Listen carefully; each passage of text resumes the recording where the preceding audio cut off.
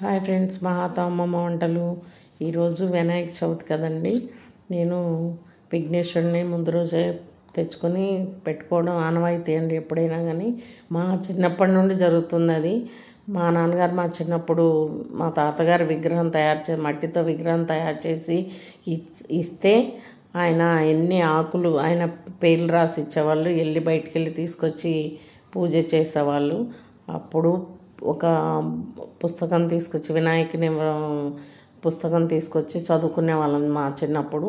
అన్ని పుస్తకాలకి అంటే మేము చదువుకునే పుస్తకాలకు అన్నిటికీ కూడా శ్రీ అని రాసి ఇచ్చేవాళ్ళు మా నాన్నగారు. అట్లా ఒకప్పుడు ఇప్పుడు కూడా పిల్లలు చేస్తున్నారు. నా పిల్లలు కూడా నేను అట్లనే చేశా. ఇప్పుడు చూడండి ఫ్రెండ్స్, ఈరోజు నేను ఇట్లా పూజ చేసుకున్నాను. ఈ విఘ్నేశ్వరుడికి ఇష్టమైన మోదకాలు, పరమాన్నము, పులిహోర, వడపప్పు, బెల్లము, ఆయనకి ఇష్టమైన ప్రీతికరమైన కుడుగులు, ఉండ్రాళ్ళు, వచ్చేసి కజ్జికాయలు అన్నీ చేసుకుని ప్రశాంతంగా కూర్చొని పూజ చేసుకుంటున్నాను అండి. ఆయనకి నేను ఇప్పుడు వస్త్రము సమర్పిస్తున్నా అండి. పూలదండ తెచ్చుకున్నా. పూలదండ వేస్తే ఎప్పుడైనా కానీ మనం పూజ చేసేటప్పుడు ఏ దేవుడికి పూజ చేసినా మనం ఒక పూలదండ వేస్తే ఆయన అండనుండా, నువ్వు దండ వేస్తే నేను అండనుంటా అంటాడంటండి. మా అమ్మగారు చెప్తూ ఉంటారు. దండ అనేది చాలా అంటే పూలదండ సమర్పిస్తే నీకు అండగా ఉంటాను అని దేవుడు అంటాడు అనేసి మా అమ్మగారు చెప్తుంటే విన్నానండి. నేను ఎప్పుడైనా పూజ చేస్తే ఒక పూలదండ అంటే నాకు పూలు అల్లడం రాదు, చేసుకునే వాళ్ళు చేసుకోవచ్చు. అంటే అల్లుకొని దేవుడికి పెట్టుకుంటే ఇంకా మంచిది అనుకోండి. నాకు రాదు కాబట్టి నేను కొనుక్కొచ్చి విగ్రహానికి వేసుకున్నా అండి. అసలు విఘ్నేశ్వరుడికి పూజ ఎందుకు చేస్తారు అనే విషయంలో మనం తెలుసుకున్నట్లయితే అందరికీ తెలిసిందే.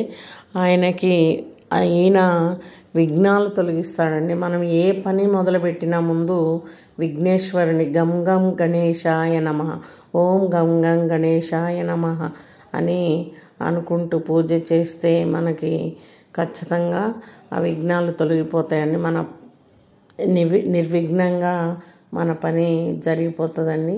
అందుకోసం విఘ్నేశ్వరుడికి ఏ వ్రతం చేసినా ముందు విఘ్నేశ్వరుడికి పూజ చేయండి, వ్రతం చేయరండి. ఏ పూజ చేసినా ముందు విఘ్నేశ్వరుడికి పూజ చేసి ఒక బెల్లం ముక్క పెట్టిన తర్వాతనే మిగతా దేవతలకు పూజ చేసుకుంటామండి. అసలు విఘ్నేశ్వరుని ఎందుకు పూజించాలి అంటే ఆయన ఆది గురువు అండి. అన్ని పనులకు విజయవంతంగా సాఫల్యం సాధించడానికి ముందుగా విఘ్నాలను తొలగించే శక్తి గణపతిదే కాబట్టి ఆయన్ని ఖచ్చితంగా మనం ఫస్ట్ పూజించుకోవాలండి. ఇన్ని పత్రాలతో ఎందుకు పూజిస్తారు అంటే ప్రకృతిలో సమస్త శక్తులు దేవతా తత్వాలు ఆకుల రూపంలో ఉంటాయంట. అందుకనే అలా భావించి వాటిని సమర్పించడం ద్వారా గణపతికి సమస్త శక్తులను అర్పించినట్లు అవుతుందని ఈ ఆకులతో పూజిస్తారండి. మరియు పిల్లలకి చదువులకు కూడా అక్షరమాల, మనం వర్ణమాల నేర్చుకుంటాం కదండి. వర్ణమాలకి ప్రారంభకుడు ఈ జ్ఞానాధిపతి, విద్యాప్రదాత గణపతేనంటండి. అందుకోసమనే ఆయనకి ముందు పిల్లలు ముందు శుక్లాంబరధరము విష్ణుం శశివర్ణం చతుర్భుజం ప్రసన్నవదనం ధ్యాయేత్ సర్వ విఘ్నోపశాంతయే అని పిల్లలకి వర్ణమాల నేర్పిస్తారండి. ఫస్ట్ మనం పిల్లలకి ఎప్పుడైతే అక్షరమాల అంటే అక్షరాభ్యాసం చేపించేటప్పుడు ముందు విఘ్నేశ్వరుడికి పూజ చేసుకుని తర్వాత సరస్వతి అమ్మవారికి పూజ చేసుకున్న తర్వాత ఆయనకి ఖచ్చితంగా ఈ శ్లోకం చదివిన తర్వాత వాళ్ళకి అక్షరమాలను నేర్పిస్తారండి.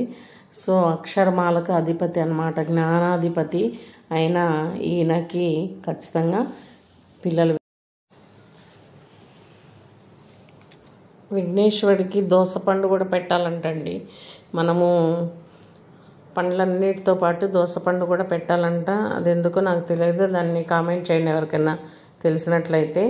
పెట్టాలి అని అంటేను నేను ఈరోజు అన్ని పండ్లతో పాటు దోసపండు కూడా పెట్టానండి. ఒకసారి మీకు ఎవరికన్నా తెలుసున్నట్లయితే కామెంట్ చేయండి ఎందుకు పెట్టాలనేది. అయితే మనము పిల్లలకి కూడా శుక్లాంబరధరం అనే విఘ్నేశ్వరుడి శ్లోకం ఒకటి, శుక్లాంబరధరం విష్ణుం శశివర్ణం చతుర్భుజం అని నేర్పిస్తాం కదండి. అది ఎందుకు నేర్పిస్తామంటే పిల్లలు చదువు మొదలు పెట్టేటప్పుడు ముందు దీన్ని చెప్పడం వల్ల అడ్డంకులు తొలగి విద్యలో విజయవంతం అవుతారని నమ్మకం అండి.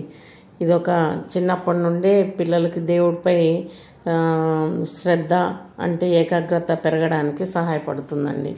Thank you friends.